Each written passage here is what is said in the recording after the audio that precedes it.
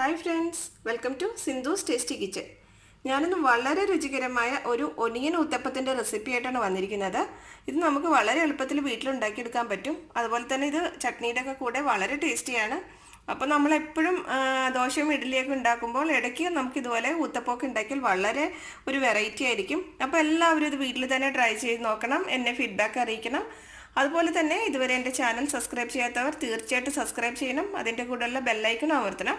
അപ്പോൾ ഞാനിതുപോലുള്ള easy recipes ഇടുമ്പോൾ നിങ്ങൾക്ക് നോട്ടിഫിക്കേഷൻ കിട്ടാൻ വേണ്ടിയിട്ടാണ്. അപ്പോൾ നമുക്കിത് എങ്ങനെയാണ് ഉണ്ടാക്കുന്നതെന്ന് നോക്കാം.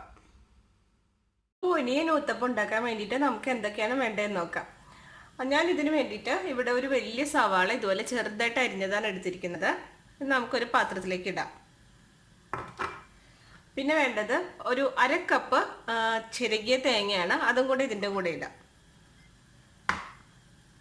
പിന്നെ വേണ്ടത് ഒരു തക്കാളി, ചെറിയ തക്കാളി, വളരെ ചെറുതാണെങ്കിൽ ഒരെണ്ണം, അല്ലെങ്കിൽ വലിയ തക്കാളി ആണെങ്കിൽ അര ഭാഗം മതി, അത് ചെറുതായിട്ട് നുറുക്കിയത്. പിന്നെ ഒരു 2 ചെറിയ പച്ചമുളക് ചെറുതായിട്ട് അരിഞ്ഞത്, പിന്നെ കുറച്ച് വേപ്പില. ഇതെല്ലാം തക്കാളി പച്ചമുളക് എല്ലാം നിങ്ങളുടെ ഇഷ്ടത്തിനാണ്. അല്ലെങ്കിൽ ഉള്ളിയും തേങ്ങയും മാത്രം മതി ഒനിയൻ ഊത്തപ്പത്തിന്.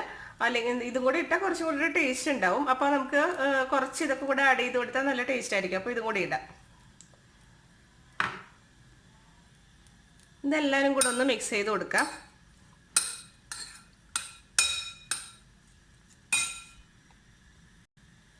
ഇതൊരു 2 ഊത്തപ്പത്തിനുള്ളതുണ്ട്.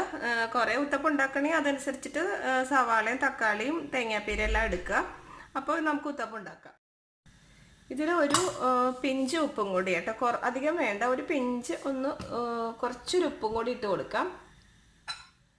അപ്പോൾ ഒനിയൻ ഊത്തപ്പം ഉണ്ടാക്കാൻ വേണ്ടിയിട്ട് ഇതുപോലെ ഒരു തവ സ്റ്റവിൽ വെച്ച് ചൂടാക്കിയിട്ടുണ്ട്. നമുക്കതിനകത്തേക്ക് ദോശമാവ് ഒഴിച്ചിട്ട് ഉണ്ടാക്കിയെടുക്കാം. അപ്പോൾ കുറച്ച് അധികം മാവ് ഒഴിക്കണം. അതുപോലെ തന്നെ നമ്മൾ ദോശയ്ക്ക് പരത്തണയിലും കുറച്ചും കൂടി കട്ടിയിൽ പരത്തണം. എന്നിട്ട് നമുക്കതിനകത്തേക്ക് സവാള തേങ്ങ പീരയുടെ മിക്സ് ഇട്ട് കൊടുക്കാം. ഒരുപോലെ എല്ലായിടത്തും ഇതുപോലെ നന്നായിട്ടൊന്ന് സ്പ്രെഡ് ചെയ്ത് കൊടുക്കുക. എന്നിട്ട് ഇതുപോലെ ഒരു സ്പൂൺ എടുത്തിട്ട് ഇതുപോലെ നന്നായിട്ടൊന്ന് പ്രസ് ചെയ്ത് കൊടുക്കുക. നന്നായിട്ടല്ല, ചെറുതായിട്ടൊന്ന് പ്രസ് ചെയ്ത് കൊടുക്കുക. ഇനി നമുക്കിതൊന്ന് മൂടി വെച്ചിട്ട് തീയൊന്ന് ചെറുതായിട്ടൊന്ന് കുറച്ചിട്ടത് മീഡിയം ലോ ഫ്ലെയിമിലിട്ടിട്ട് ഒന്ന് വേവിച്ചെടുക്കാം. ഇപ്പം നമ്മുടെ ഊത്തപ്പം ഒരു സൈഡ് കുക്കായിട്ടുണ്ട്. നമുക്ക് ഇതിനകത്ത് കുറച്ചൊരു വെളിച്ചെണ്ണ ഒഴിച്ചു കൊടുക്കാം. മേളിൽ 1 ടീസ്പൂൺ മതി. ഇങ്ങനെ ജസ്റ്റ് ഒന്ന് സ്പ്രെഡ് ചെയ്ത് കൊടുക്കാം. ഇനി നമുക്കിത് തിരിച്ചിടാം. സൂക്ഷിച്ച് ഇത് ഒന്നും പോവാണ്ട് ഇങ്ങനെ പെട്ടെന്നൊന്ന് തിരിച്ചിട്ട് കൊടുക്കാം.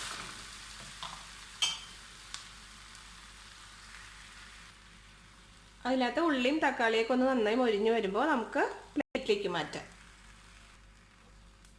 ഇപ്പോൾ നമ്മുടെ ഊത്തപ്പം റെഡി ആയിട്ടുണ്ട്. നമുക്കിതൊരു പ്ലേറ്റിലേക്ക് മാറ്റാം.